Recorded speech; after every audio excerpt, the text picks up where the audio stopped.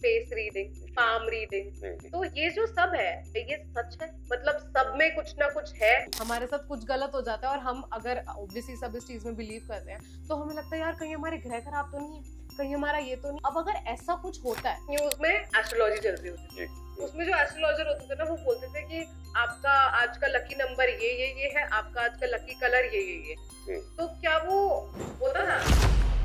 Hi everybody, welcome to the fresh new episode of Stories with Ofit Kudi। आप लोग कैसे हो? सब ठीक है? तो मैंने जैसे कि प्रॉमिस किया था कि हम लोग हर एक पर्सपेक्टिव पे जाएंगे, हर एक सब्जेक्ट के ऊपर बात करेंगे। तो आज जिस टॉपिक के ऊपर हम बात करने वाले हैं दैट इज एस्ट्रोलॉजी। और हमारे साथ आज के एपिसोड में एक बहुत ही एक्सपीरियंस्ड एस्ट्रोलॉजर है, एस्ट्रो ललित शर्मा। वेलकम।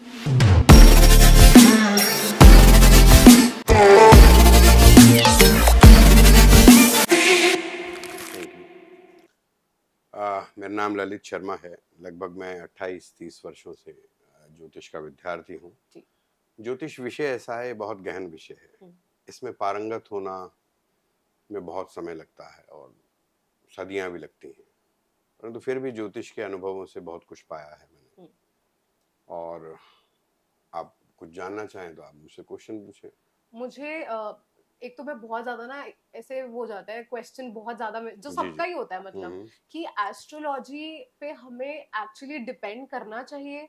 जो हमारा एस्ट्रोलॉजी, जैसे हर कोई बोलता है कि किस्मत है, ये है, वो है, एस्ट्रोलॉजी एक्चुअल में है क्या? Like what is astrology? देखिए, ज्योतिष जो है, अगर आप ऐसे समझें, ये पिछले जन्मों का कर्मों का लेखा जोखा है। पहले तो आप ऐसे समझिए, जैसे हमारे जब क्रय विक्रय करते हैं, कोई अकाउंटेंसी करते हैं, तो उसमें एक बैलेंस शीट होती है। ऐसे हमारे कर्मों की बैलेंस शीट है। अच्छा। हम पिछले कई जन्मों से जो कर्म हमने किए हैं, उसमें अच्छा क्या बुरा क्या, उसकी एक बैलेंस शीट है, वो है जन्म कुंडली। जन्म कुंडली हमारे को हमारे जीवन का अच्छा और बुरा फल देती है। अब आपका प्रश्न है कि क्या हम एस्ट्रोलॉजी में बिलीव करें? जिस प्रकार आप मेडिकल साइंस पे बिलीव करते हो, आयुर्वेद पे बिलीव करते हो, होम्योपैथिक पे बिलीव करते हो कि जब कोई आपको रोग परेशान करता है, रोग सताता है, तो आप डॉक्टर्स पे जाते हो कि हमें बुखार हो गया है और हम जो है अब इस बुखार से पीड़ित हैं, तो हम क्या करें? तो डॉक्टर दवा देता है आपको। उसी प्रकार जब जीवन में उलझनों से, परेशानियों से जब हम घिर जाते हैं, तो हम एक अच्छे ज्योतिषी पे जाते हैं और ज्योतिष की शरण में जाके हम उससे पूछते हैं कि हमें क्या करना चाहिए, हमारे जीवन का क्या लेखा जोखा है, हम ऐसा क्या करके आए हैं, हमें उसका परिणाम जो भोगना पड़ रहा है, उसका निदान क्या है, उसका समस्या का हल क्या है।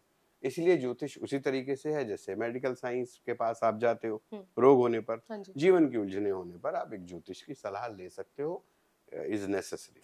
तो हम मतलब टोटली डिपेंड नहीं कर सकते, मतलब हम उसको एक मार्गदर्शक के टाइप में ले सकते हैं। जी, आप मार्गदर्शन के ही रूप में ले सकते हो। डिपेंड तो हमारे को अपने कर्मों पे ही करना है। हाँ। ये सिद्धांत है। भाग्य बड़ा या कर्म बड़ा, बहुत बार लोग कहते हैं कर्म बड़ा। हाँ जी। कई लोग कहते हैं भाग्य बड़ा। दोनों का समावेश है, कोई भी चीज बड़ी नहीं है। भाग्य अनुरूप आपको फल मिलता है, कर्म आपको करने पड़ेंगे। लाइक दिस कि जब परमात्मा ने आपको एक 56 भोग का व्यंजन दे दिया, ये आपके भाग्य में था, लेकिन इसको उठाकर खाना और पचाना ये आपके कर्म का सिद्धांत है। तो दोनों का समावेश है। अच्छा। आप हम कहें भाग्य पे ही डिपेंड होके बैठे रहो तो कुछ नहीं करो, चद्दर ओढ़ के सो जाओ, परंतु ये जो है हमें कर्महीन बनाता है। मतलब हमें करना चाहिए। ज्योतिष हमें कर्म जो है शील बनाती है। हमें कर्महीन नहीं बनना। गीता में भगवान ने कहा है कर्मण्येवाधिकारस्ते मा फलेषु कदाचन। जैसे कर्म करोगे वैसा फल मिलेगा। अच्छा। हम जब ये बात कह रहे हैं कि ज्योतिष पिछले जन्मों का कर्मों का फल मिल रहा है, तो इसका मतलब कर्म का भी एक वैल्यू है, भाग्य की भी एक वैल्यू है। तो जैसे अभी आपने मतलब अभी पूछा, अभी आपने बताया कि जो हमारे पिछले कर्म होते हैं, जो हमारे पास्ट लाइफ के कर्म होते हैं, उसके ऊपर हमारे आगे का फ्यूचर डिसाइड होता है। ठीक है, तो अभी हमें ऐसा क्या करना चाहिए? अभी हमें ऐसे कौन से अच्छे कर्म करने चाहिए जिससे हमें एटलीस्ट ये हो जाए कि आगे हमारी लाइफ जो है, आफ्टर लाइफ है या कुछ है, वो हमारी पीसफुल रहे? देखिए, मानवता के द्वारा जो कर्म निर्धारित हुए हैं, जिससे हम मनुष्य बने हैं, कि भाई हमें मनुष्य से रिलेटेड जो जो कहते हैं नैतिक जो जिम्मेदारियां हैं हमारी, वो कर्म हमें करने चाहिए। जानबूझकर किया गया अपराध अपराध माना गया है, अज्ञानतावश किया गया जो अपराध है उसको अपराध की श्रेणी में नहीं रखा गया। पहली बात, पहला सिद्धांत। आप अपनी सोच को पॉजिटिव रखो, ठीक है, और अच्छे कर्म जो आपके माता पिता के द्वारा, आपके गुरुओं के द्वारा, आपके ग्रंथों के द्वारा जो मार्ग निर्देशित किए गए हैं, आप उससे रिलेटेड आप कर्म करो। वही कर्म का सिद्धांत है। आप जानबूझकर किसी का दिल ना दुखाओ, किसी की आत्मा को मत दुखाओ, किसी के साथ अनाचार मत करो, पाप कर्म मत करो, ईश्वर का स्मरण करते रहो। क्योंकि जब हम ईश्वर का स्मरण करते हैं, जब हम सरेंडरिंग मोड पे रहते हैं, शरणागत मोड पे रहते हैं, तब ईश्वर भी आपकी मदद करता है। वो कोई ऐसी ताकत, वो पॉजिटिव एनर्जी आपकी मदद करती है। लेकिन वही मैं कहता हूँ, जान पूछ के किया गया अपराध, अपराध तो है, वो तो आपको दंड भोगना ही पड़ेगा। हाँ। अच्छा, तो एक ना मतलब बहुत मैं ऐसे बोलती हूँ, जैसे हमारे सबके बर्थ मार्क्स होते हैं, ठीक है, कभी किसी का बर्थ मार्क होता है फेस पर होता है, जैसे मेरा हाथ पे है, यहाँ पर हाथ पे है। तो मैंने ना ऐसे बहुत फनी स्टोरी सुनी है, मुझे नहीं पता कि ये सच है कि नहीं, बट मैंने ऐसी स्टोरी सुनी है कि ना आपको पिछले जन्म में ना यहाँ पर कुछ ना कुछ तो लगा होगा जिसकी वजह से आपको ये बर्थ मार्क है। एक स्टोरी मैंने ये सुनी है। दूसरी स्टोरी मैंने ये सुनी है कि ग्रहण होता है, तो जब आप उस क्षण में पैदा हुए थे, वो ग्रहण आपके ऊपर, उस बॉडी पार्ट के ऊपर लग गया, इसलिए आपका वो बर्थ मार्क है। देखिए, बहुत सारे मिथक भी हैं इसमें।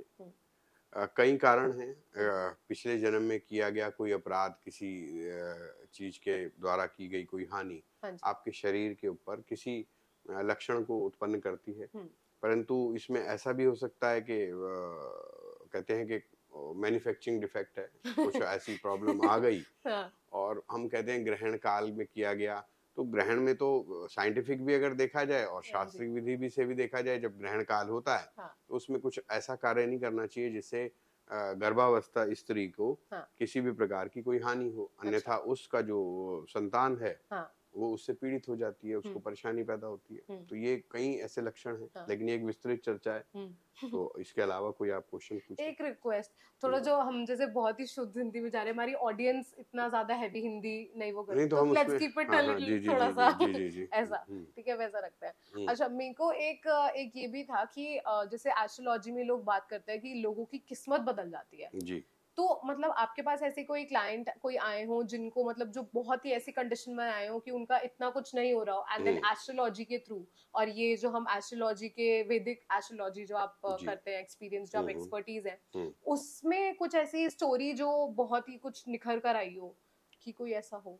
देखिए, बहुत सारे उदाहरण हैं कि ग्रंथों में भी दिए गया है, इसका वर्णन है, शास्त्रों में भी वर्णन है, कथा कहानियों में भी ऐसा सुना गया है कि जब कोई ऐसी अवस्था में चला गया। अगर आपने भागवत गीता के एक स्कंद में ऐसा आता है कि जो राजा परीक्षित थे, वो उनको सर्प के काटने से उनकी मृत्यु होनी थी, तो भगवान कृष्ण ने उनको एक सरल उपाय बताया, तक्षक नाम का।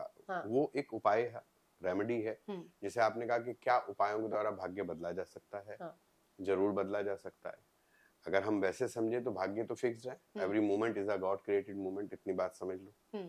हर मोमेंट, हर क्षण परमात्मा के द्वारा रचित है। अच्छा, कोई भी क्षण में अगर हम किसी से बात कर रहे हैं या कर्म कर रहे हैं, ईश्वर के द्वारा रचित है। परंतु फिर भी नियोजित तरीके से अगर हम कोई सत्कर्म करते हैं तो उससे हमारे भाग्य में परिवर्तन आता है। ठीक, लाइक दिस, कि अगर हमारी आंखें कमजोर हो चुकी हैं, परेशानी हो रही है और हमें सही से दिखाई नहीं दे रहा, पढ़ने में असुविधा हो रही है, अनकंफर्टेबल है, हम पढ़ने में, रीडिंग करने में अनकंफर्टेबल हैं, तो जब हम चश्मा लगाते हैं, उसके ऊपर स्पेक्स लगाते हैं, तो हम उसको पढ़ पाते हैं। वो उपाय है।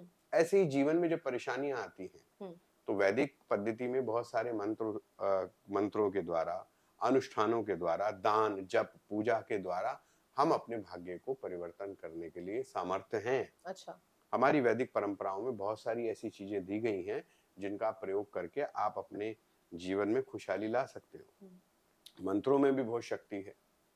कर्मकांड के द्वारा बहुत सारी ऐसी पद्धतियां हैं जिनसे आप अपने जीवन में जो दुर्भाग्य है उसको भाग्य में बदल सकते हैं। अच्छा, मतलब ये कहना, पावर हमारे पास बिल्कुल पावर है। पावर तो सारी है आपके पास। हाँ जी। ईश्वर की आप बहुत सुंदर कृति हैं। हाँ। बट भूल गए आप दुनिया भर की चीजों में। हाँ, आपाधापी में इंसान भूल जाता है। हाँ। परंतु आप ईश्वर की बहुत सुंदर कृति हैं। हाँ जी। एक उसकी बहुत सुंदर रचना है। आप ईश्वर का ही रूप है। लेकिन आप दुनिया के आपाधापी में बहुत सारे अपने को भूल जाते हैं, इसलिए आप कंफ्यूज्ड हैं। हाँ। पहली बात तो आप भरोसा करना सीखें, क्योंकि ट्रस्ट इंपॉर्टेंट है। विश्वासम फलदायकम, बिल्कुल, भरोसा आपको फल देता है। बिल्कुल। अगर आपका भरोसा नहीं है, आप भोजन करके देखें, भरोसा नहीं है तो आप अपने बॉडी के अंदर उसके नुकसान पाएंगे। हाँ। और अगर भरोसा है तो आप 4 दिन पुराना बासा अन्न भी खा लेंगे और भरोसे से कि यार ठीक है, तो भरोसा इम्पोर्टेंट है। तो इसलिए डॉक्टर पे आप भरोसा करते हो तो आपको मेडिसिन फायदा देती है। अगर भरोसा नहीं करोगे तो आप कोई भी मेडिसिन खा लो, कुछ नहीं होना। ये तो है, इसलिए भरोसा इम्पोर्टेंट। सो बेसिकली एस्ट्रोलॉजी में हमें बिलीव करना चाहिए। अगर तुम बिलीव करते हो इन सब चीजों में, then I think you can proceed well जी, है ना। तो अभी आपने वैदिक एस्ट्रोलॉजी की बात करी। वैदिक एस्ट्रोलॉजी में हमारे पास मेन चीजें मंत्र हो गए, स्टोन्स हो गए, और मंत्र हो गए, स्टोन्स यानी रत्न हो गए, हाँ जी, जड़ियां हो गई, अनुष्ठान हो गए, अच्छा, दान हो गया कि क्या दान करना चाहिए, अच्छा, क्या दान करने से हमें क्या फल मिलेगा, ये सारे सत्कर्म में आते हैं। अच्छा। तो वैदिक पद्धति में बहुत सारे चीजों से आप अपने जीवन में भाग्य में परिवर्तन ला सकते हो। हाँ जी। अगर मान लिया किसी की मरण स्थिति आ गई है, जो इंसान रोगों से जूझ रहा है, परेशानी में फंस गया है, बेड रिडन है, उसके लिए जैसे महामृत्युंजय प्रयोग किया जा सकता है। अच्छा। महामृत्युंजय प्रयोग बहुत ज्योतिषी लोग, बहुत ब्राह्मण लोग कराते हैं और अपने अपने जो भी शिष्य होते हैं, जो भी भक्त होते हैं, उनको बहुत आराम पड़ता है। अच्छा। तो बिलीव है और मंत्र में शक्ति भी है। जैसे अभी आपने बताया कि लोग बेड रिडन होते हैं या उनके मृत्यु का समय आने वाला होता है, तो जब एक इंसान जन्म लेता है, तो उसमें क्या वो भी लिखा होता है कि इनकी जीवन आयु जो है वो इतनी ही है?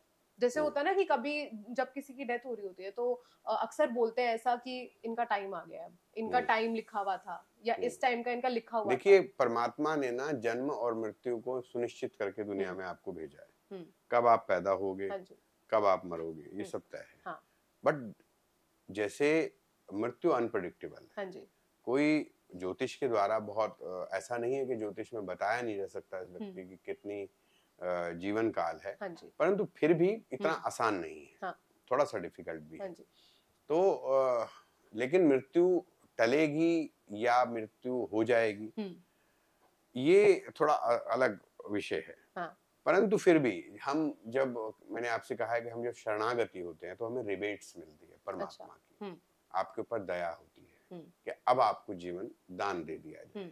तो ऐसा नहीं है कि कुछ नहीं है मंत्रों में। जैसे आजकल एक यूथ जो है बहुत ज्यादा भटका हुआ है, वो कहता है कि जी सब बेकार चीजें हैं, ठीक है, लेकिन जाता फिर भी ज्योतिष की शरण में। हाँ। कहीं ना कहीं हर विषय, हर चाहे राजनीति हो, चाहे एक्टिंग लाइन हो, मीडिया हो, कोई भी व्यक्ति हो जो भी समाज में कार्य कर रहे हैं, डॉक्टर ही क्यों ना हो, वो सब एक ज्योतिष के पास कंसल्टेंट के लिए जाते हैं, कंसल्टेंसी के लिए जाते हैं। हाँ।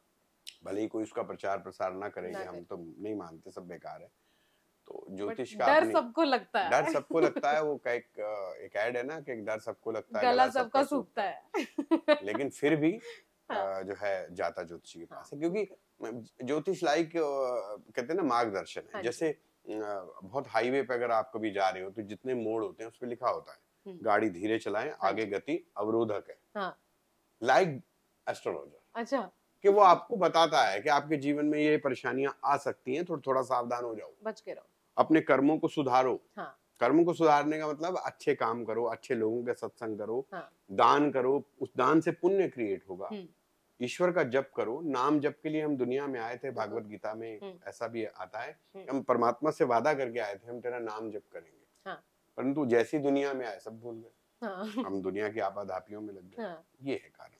अच्छा, तो अभी ना बहुत सारी, मतलब मैंने ये चीज देखी है रिसेंट टाइम्स में कि एस्ट्रोलॉजी तो है ही, it is the main factor, ठीक है, बट उसके साथ साथ और भी चीजें आ रही है, जैसे numerology, face reading, palm reading, tarot card. तो ये जो सब है, इसमें लाइक इज एवरीथिंग, ये सब जो भी है ये सच है? मतलब सब में कुछ ना कुछ है, या फिर आजकल के जमानों में ऐसी बना रखी है चीजें? नहीं, देखिए सारी विधाएं अपनी जगह बिल्कुल सही हैं। अच्छा। वैदिक ज्योतिषी की सब शाखाएं हैं। हाँ जी। अंक ज्योतिष, हाँ, उसका पार्ट है, टैरो भी पार्ट है। हाँ जी। देखिए ये सारी विधाएं हैं। अच्छा। विधाओं का बेसिक मूल कारण क्या है? एक व्यक्ति को रिलैक्सेशन देना। अच्छा। एक व्यक्ति अपने अपने कर्मों के द्वारा दुखी हुआ। हाँ। उसने अच्छे कर्म किए, बुरे करे, और बहुत सारी परेशानियों में घिर गया। अब वो न्यूमरोलॉजिस्ट पे जाता है या पाम वाले पे, जो हस्तरेखा वाले पे जाता है, किसी पे भी जाता है, तो उसका जो मूल विषय होता है कि मेरी परेशानियां दूर हो जाएं। हाँ। ठीक है। तो किसी भी कारण से दूर होनी चाहिए। यानी ये विधाएं हैं और ये सर्टिफाइड है। आप किसी को नकार नहीं सकते। कोई भी ज्योतिषी जो है ऐसा नहीं चाहता कि अपने शिष्य का नुकसान करे। हर ज्योतिषी, हर इस विधा का जानकार जो टैरो जानता है या अंक ज्योतिष जानता है या हस्तरेखा जानता है, वो चाहता है कि मेरे पास आया शिष्य के जीवन में सुधार आए। ठीक है, मैं कहता हूँ बहुत बार किसी कारणवश ऐसा हो सकता है कि ज्योतिषी गलत हो जाए अपने स्वार्थ के वश, परंतु ज्योतिष विधा या ये जो टैरो साइंस है, अंक ज्योतिष है या हस्तरेखा है, या जो भी विधाएं हैं इससे रिलेटेड, वो बुरी नहीं है और वो असत्य नहीं है। सारी प्रमाणित है और सत्य है। अच्छा, उसके जानकारी, अभ्यास, उसका अनुभव, वो इम्पोर्टेंट है। अच्छा, हाँ, उद्देश्य यही है कि मेरे पास आया हुआ मानव, मेरे पास आया हुआ जीव को हम उसकी सुरक्षा करें, उसके जीवन में उसके भाग्य जो है अच्छा हो, यही कामना होती है मेन। और बताएं। तो इसमें जैसे फॉर एग्जांपल आपने बताया कि जो भी ये हमारी चीजें हैं, tarot card, palm reading, face reading, ये सब सच है, ठीक है, बिल्कुल सत्य है। अब फॉर एग्जांपल जो एक ह्यूमन होता है उसकी टेंडेंसी होती है कि हम लोग ना थोड़े डरे हुए पहले से ही होते हैं, हमारे साथ कुछ गलत हो जाता है और हम अगर ऑब्वियसली सब इस चीज में बिलीव करते हैं तो हमें लगता है यार कहीं हमारे ग्रह खराब तो नहीं है, कहीं हमारा ये तो नहीं है। अब अगर ऐसा कुछ होता है, मैं जाती हूँ कि मैं एस्ट्रोलॉजर के पास भी जाती हूँ, अब मुझे कुछ दिन बाद दिख जाता है तो मैं उन पे अपना हाथ भी पढ़वा देती हूँ, फिर कोई आता है मैं उनको कहती हूँ यार मेरे एक बार कार्ड्स खोल के दिखाना। अगर अब मैं 3-4 मीडियम्स में मैं जाती रहती हूँ और मैं हो गई कंफ्यूज कि मैं अब क्या करूँ यार, मुझे सबने अलग अलग चीजें बता दी, तो मैं क्या करूँ? तो मुझे एक पे कॉन्सेंट्रेट करना चाहिए या मुझे मतलब सबकी बात सुन लेनी चाहिए? देखिए, पहला बात आपका क्वेश्चन था कि डर, हाँ जी, भय बिन प्रीत न होए गोसाई, ऐसा एक आता है कि भय जो है वो हमें बहुत कुछ अच्छे कामों के लिए भी प्रेरित करता है। कभी कभी जो डर होता है ना, वो बहुत बड़ा सपोर्टर होता है, क्योंकि जब हम डरते हैं तो हम कहीं ना कहीं कुछ अच्छा क्रिएट करना चाह रहे होते हैं कि ऐसा ना हो जाए मेरे साथ, तो मैं ऐसा करता हूँ, गाय को रोटी खिलाता हूँ, गरीबों को कुछ चैरिटी करता हूँ, किस लिए कि मेरा कुछ नुकसान ना हो। तो भय कभी कभी आपसे बहुत अच्छे काम करा रहा है।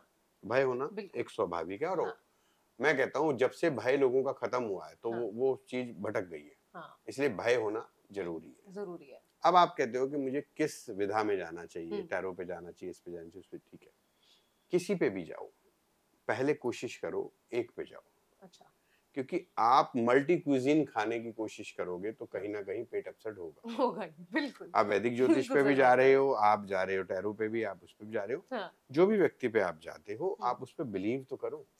ये टाइम पास के लिए जा रहे हो कि चल टैरो को भी दिखा देता हूँ, अंक ज्योतिष को भी दिखा देता हूँ, उसे भी दिखा देता हूँ, ये तरीका ठीक नहीं।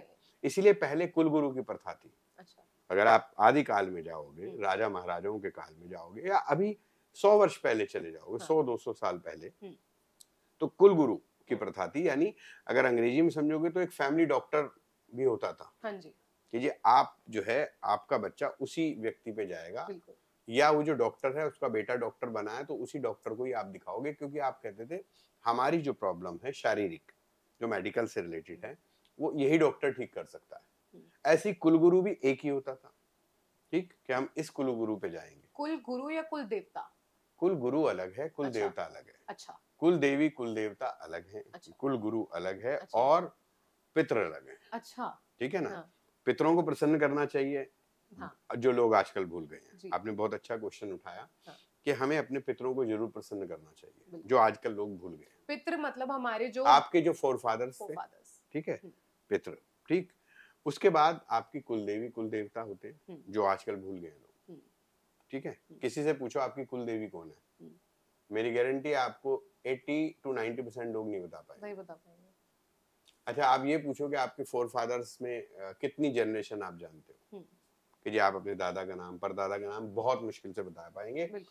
उसके बाद अगर आप उनके और फोरफादर पूछोगे बता ही नहीं पाएंगे। यानी हम अपने पितरों को भी भूल गए, कुल देवी कुल देवता भूल गए, ठीक है, और आप अपने कुल गुरु को भी भूल गए कि आप किससे राय लेते आ रहे थे, ठीक है।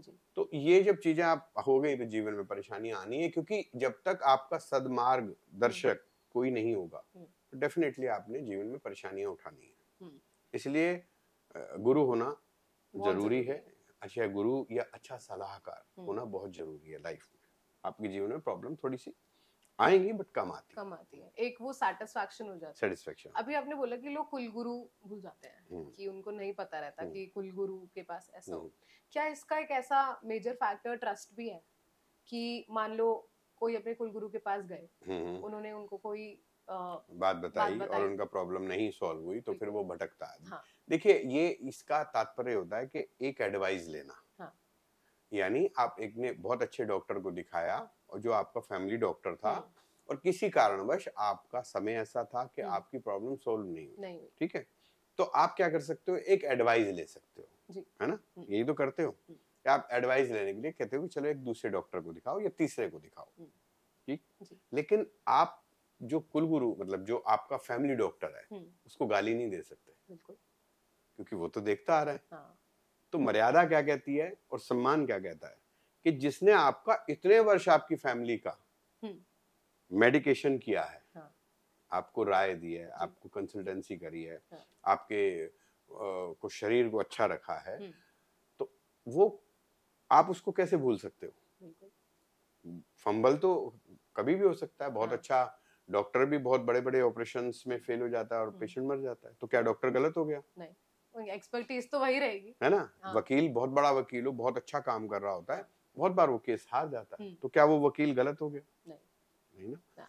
कोई भी पेशेंट को मारने के लिए डॉक्टर ऑपरेशन नहीं करता कि मेरा जो पेशेंट है वो मर जाए। डॉक्टर बेस्ट टू बेस्ट दवा देता है, बेस्ट टू बेस्ट उसका इलाज करता है। ऐसी एस्ट्रोलॉजर हो या आपका कंसल्टेंट हो या आपका गुरु हो, वो अपने शिष्य के लिए बेस्ट टू बेस्ट करने के प्रयास करता है। बाई चांस अगर हो जाता है उसका मतलब ये बहुत बड़ा मुद्दा नहीं हो गया, ठीक है, गलती किसी से भी हो सकती है, हम ह्यूमन बीइंग है, इंसान है, भगवान नहीं है, ठीक है ना। सही बात है। तो हाँ, मैंने आपको पहले चैप्टर में ये बात कही थी कि जानबूझ के किया गया अपराध अपराध श्रेणी में आता है। अज्ञानता में अगर हमसे कुछ हो जाता है तो उसको हम ईश्वर की शरण में रखते हैं कि भगवान मैंने अज्ञानतावश ये मेरे से हो गया है, तो आप मुझे क्षमा कर देना, तो ईश्वर उसको क्षमा जरूर करता है, मेरा मानना है। अच्छा, तो लोग जैसे अभी बात करते हैं कि मैं जब स्कूल में थी ना, कैसे थोड़ी फनी स्टोरी है, तो मैं जब ऐसे स्कूल में थी तो मम्मा ना सुबह न्यूज चला देती थी, उस न्यूज में एस्ट्रोलॉजी चल रही होती थी। अब वो बोलते थे कि जो तुला राशि वाले, क्योंकि मैं शायद तुला राशि हूँ या कुंभ राशि हूँ, वो आपको ज्यादा पता है क्योंकि आप देखते आ रहे हो मेरा सारा तो मैं तुला राशि, क्योंकि मैं सिंस अक्टूबर बॉर्न हूँ, तो मैं देखती थी कि तुला राशि का आ रहा है। उसमें जो एस्ट्रोलॉजर होते थे ना, वो बोलते थे कि आपका आज का लकी नंबर ये है, आपका आज का लकी कलर ये है। तो क्या वो होता था? क्योंकि मैं तो उस कलर का देखती थी कि मेरे पास कुछ भी होता था तो मैं उसको पूरे दिन अपने पास रखती थी। देखिए, आप ऐसे समझिए, लगभग 7 अरब से ज्यादा की संसार की जनसंख्या है, संसार की, ठीक है। 1.25 अरब से ज्यादा या 1.5 अरब के आसपास हिंदुस्तान की जनसंख्या है, ठीक है। 12 ही राशियां हैं बस, तो अगर आप देखोगे तो कई करोड़ आदमी की एक ही राशि है। हाँ। तो क्या सबके साथ ऐसा होगा? नहीं होगा। ऐसे समझ लो। हाँ, ये प्रश्न कुंडली के आधार पर या पर डे के हिसाब से ग्रह जो है थोड़ा बहुत मूव करते हैं। उस मूवमेंट का जो दृष्टिकोण है वो यही है कि मानवता को एक अच्छी सी, मनुष्य को कोई अच्छी राह बताना, आज इस कलर को पहनो, इस कलर से बेनिफिट्स होगा, ये माध्यम होता है। अच्छा। लेकिन लोगों को अपनी एक्चुअल राशि भी नहीं पता। फर्ज करो किसी का नाम सा से है, हाँ जी, उसकी कुंभ राशि है, उसके ऊपर अभी अगर हम देखें तो 7.5 ही चल रही है, हाँ जी, कुंभ राशि के ऊपर, हाँ जी, लेकिन उसकी जन्म राशि फर्ज करो मेष राशि, हाँ जी, या वृषभ राशि है, हाँ जी, उस पे अभी नहीं चल रही। फिर आजकल लोग निरायण पद्धति यानी जो वेस्टर्न राशि है वो देखते हैं, जिससे हम कहते हैं 30 दिन में एक राशि रहती है वो। अच्छा। जैसे कि विर्गो राशि हुई जो अगस्त लास्ट से 24 लगभग 24 अगस्त से लेके सितंबर के बीच में जो लोग पैदा हुए उनकी विर्गो हो गई। अच्छा, ठीक है। तो अब वो महीने के हिसाब से देख रहे हैं। हाँ। तो 3 राशियां हो गई आपकी, जन्म राशि, मून साइन, हाँ जी, फिर आपकी महीने के हिसाब से सनशाइन कहते हैं, हाँ जी, फिर आपकी नाम राशि, हाँ, जो प्रसिद्ध नाम के हिसाब से, तो देखनी कौन सी राशि है पहले तो आपको ये पता होना चाहिए। हाँ वही ना, सबसे बड़ी कंफ्यूजन ही वही है। तो इसलिए पहले आप अच्छे किसी ज्योतिषी से मिलो, हाँ, उससे पूछो मेरी मून साइन क्या है। अच्छा, ठीक है, हाँ जी। तो मून साइन और आपका नाम राशि, हाँ जी, ये ज्यादा इफेक्ट करते हैं। सन साइन भी इफेक्ट करता है, डिपेंड करता है। अच्छा।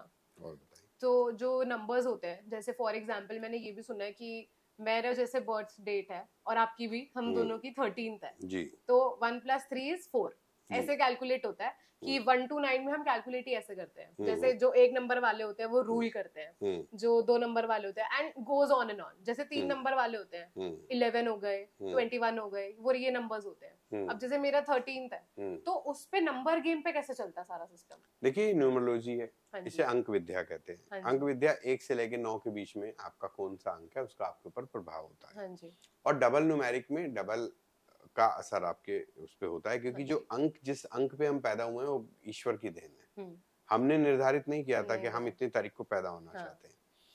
अगर आप 13 तारीख को पैदा हुए तो उसमें 2 अंकों का समावेश है, यानी हाँ जी, 1 इज सन नंबर हाँ जी, एंड 3 इज द जुपिटर। अच्छा, तो दोनों को कैलकुलेट करके 4 नंबर राहु नंबर बना। राहु, लेकिन राहु नंबर से ज्यादा उसमें जो प्रभाव है वो 1 यानी सूर्य का और जुपिटर 3 नंबर का हाँ जी, प्रभाव ज्यादा है। ऐसे व्यक्ति लीडरशिप को क्वालिटी वाले होते हैं, अग्रणीय होते हैं, हर चीज को बड़ा सुनियोजित तरीके से करना चाहते हैं, परफेक्शनिस्ट होते हैं।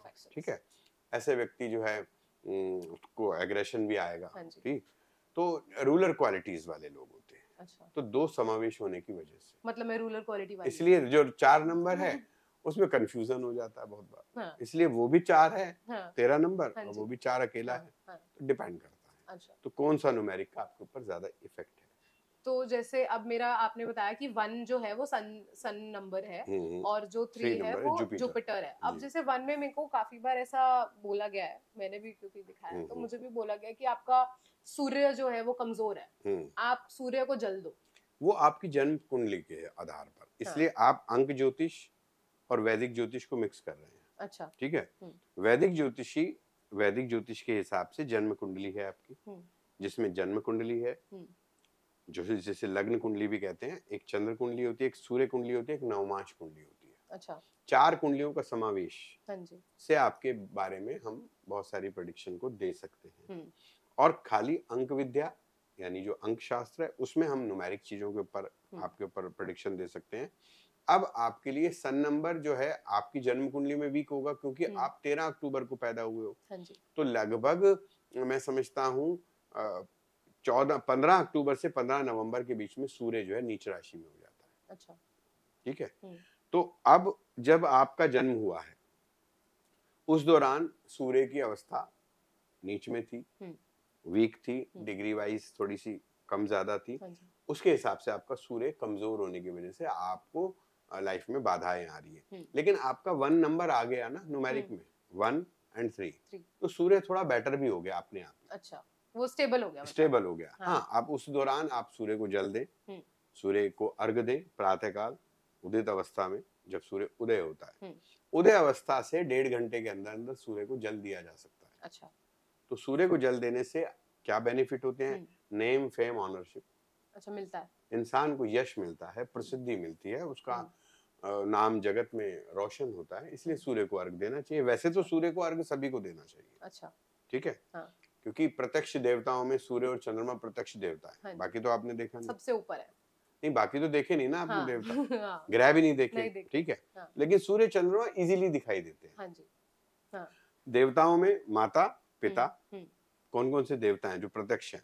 पहले सबसे बड़ी भगवान कौन है? माँ, उनका सम्मान करना चाहिए। हाँ। अगर आप और कंफ्यूज हो रहे हो तो फिर जीवन में आपकी कठिनाइयां आना तय है, क्योंकि कर्महीन जो है ना ईश्वर को नहीं भाता। परमात्मा भी कर्महीन व्यक्ति को कभी भी सपोर्ट नहीं करते। आप कर्मशील रहो, आप दुनिया में आए हो, अच्छे कर्म करो, माता पिता की सेवा करो, गुरुओं के वचन पे चलो, उसके बाद आप सूर्य चंद्रमा की नतमस्तक हो। मेन विषय क्या होता है कि हम ये चीज भूल के हम कहीं और मार्ग पे चल पड़े हैं। हम बर्गर, पिज्जा और फेसबुक और व्हाट्सएप तक सीमित हो गए हैं। हम इससे आगे सोचे। अच्छा। हमारे वेदों में, हमारे ग्रंथों में, हमारे जो बड़ों की जो संस्कार है उनमें बहुत कुछ है। हम मॉडर्न, हम होना बुरी बात नहीं है, मॉडर्न वक्त के हिसाब से चलना जरूरी है, परंतु जो पीछे हम उसे भूले ना। आगे मॉडर्नाइज होना बुरी बात नहीं है। हाँ। जीन्स पहनना बुरी बात नहीं है, लेकिन साड़ी जो परिधान है आपका देश का, उसको भी आपको पहनना चाहिए। हाँ। तो समावेश होना चाहिए। हाँ। ठीक है, तो वो ज्यादा अच्छा होता है। कल्चर हम खाली अंधी दौड़ में ना भागे, क्योंकि अगर हम संस्कारहीन हो गए तो हमारी कोई पहचान नहीं। हम इंडियंस हैं, हम हिंदुस्तानी हैं, हम सनातनी हैं। हाँ। हमारी पहचान हमारे संस्कारों से है। हाँ जी। जो हमारे बड़े बुजुर्गों से हमें मिले हैं।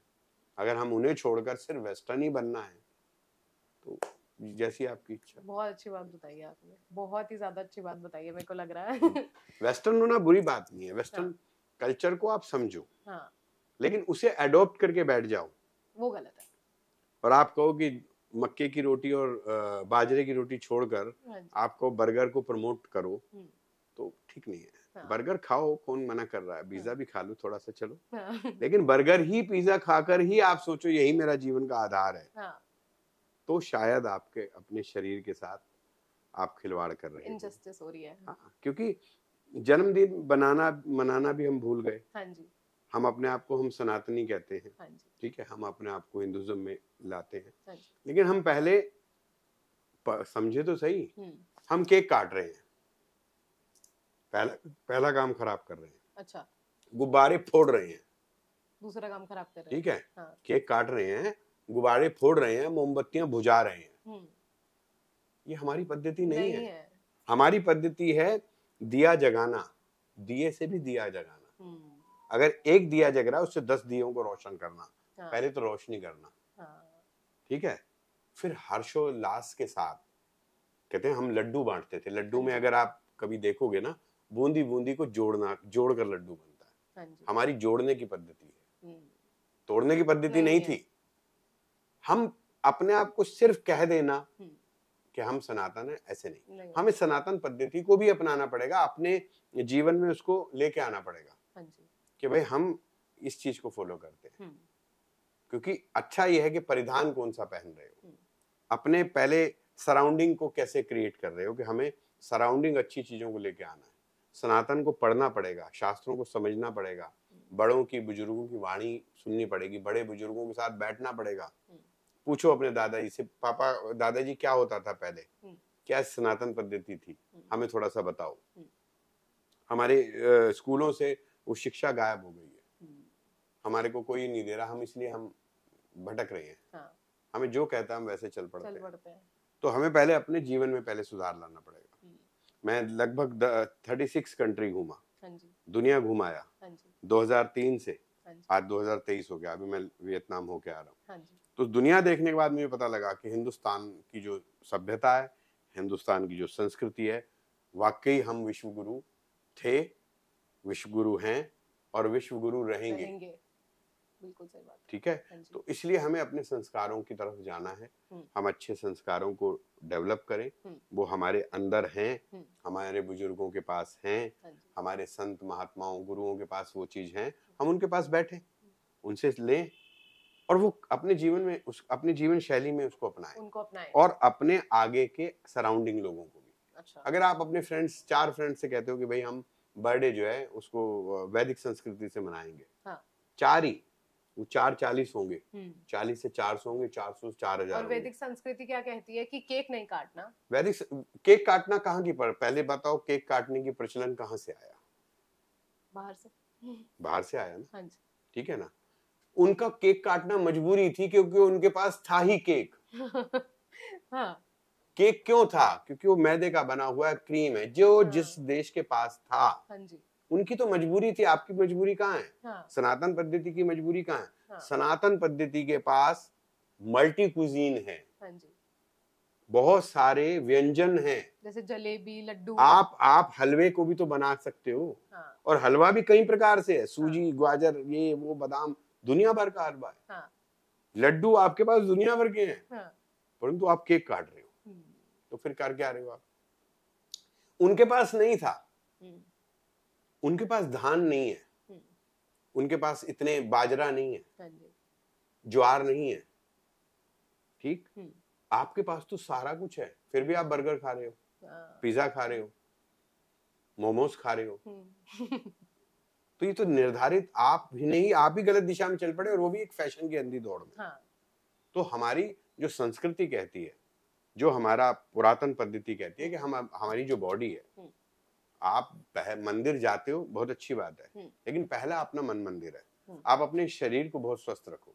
हाँ। आप अपने शरीर का ध्यान रखो, ठीक है ना। पहले हवाई जहाज में जब हम सफर कर रहे होते हैं तो लिखा, वो बोलते हैं पीछे माइक से कि पहले अपनी सीट बांधे, पेटी, फिर दूसरे की बांधे। तो पहले हम अपना तो भला करें, शुरुआत हम अपने से तो कर लें कि हम अपने कुजीन्स को, अपने सराउंडिंग को, अपने संस्कारों को डेवलप करें। और हमारी जो ज्योतिष है, अध्यात्म है, इसमें कुछ फेक नहीं है। सनातन में कुछ भी फेक नहीं है, सत्य है। सत्य सनातन धर्म की जय हो। और आप भटक रहे हो। भटक क्यों रहे हो? क्योंकि बड़ों के पास बैठना नहीं चाहते, बुजुर्गों के साथ बैठना नहीं चाहते, आप पे टाइम नहीं है।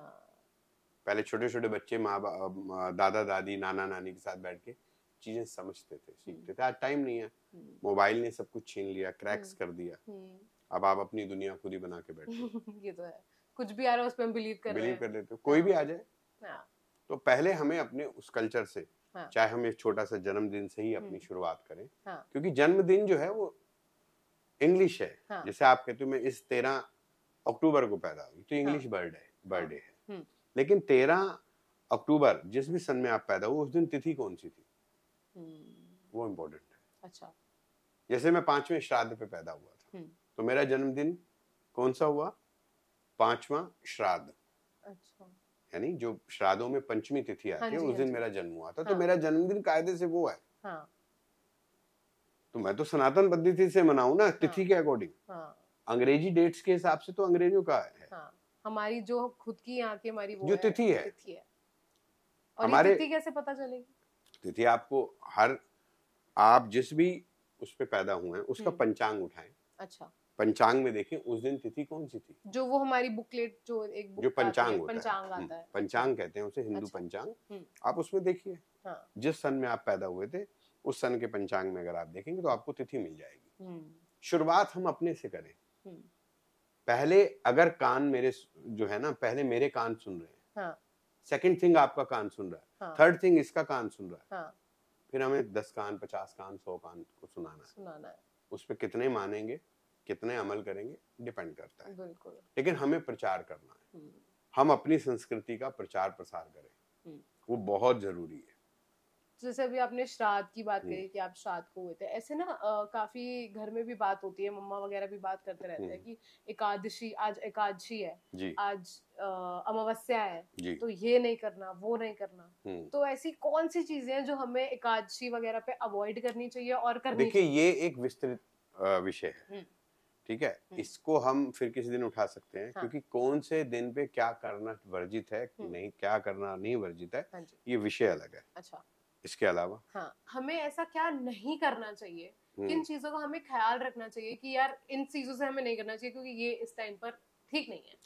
देखिए, पर्व जो हैं उसमें पहली बात तो सबसे बड़ा काम ये करना चाहिए, कभी भी किसी की निंदा चुगली नहीं करनी चाहिए, किसी से ईर्ष्या नहीं करना। और लोगों का एक ये भी मानना है कि उस दौरान मद्यपान यानी ड्रिंक ना करें। अच्छा, उस टाइम नॉनवेज ना खाएं, अच्छा आचरण करें, ईश्वर का सदैव जप करें, क्योंकि नाम जप जो है ना, ओम गंगणपते नमः, ओम गंगणपते नमः का मूल मंत्र जो है उसका पाठ करें, क्योंकि ईश्वर ना नाम से रीझेगा। आप जितना नाम जप तप से भी ज्यादा क्या है, कलयुग केवल नाम आधारा, सिमर सिमर नर उतरहि पारा। कलयुग में नाम जप की बहुत महिमा है। तो अगर आप पाठ भी करते हैं तो भी ईश्वर की प्रसन्नता आपके ऊपर जरूर आती है। अच्छा। और आपकी बहुत सारे कहते हैं ना हर्डल्स, क्योंकि हर्डल्स को मिटाने वाले भी गणेश हैं, कि कलेश दूर करने वाले भी गणेश हैं। सुख करता दुख हरता, है ना, आता है ना। और फिर अंधन को आंख देत, कोढ़िन को काया।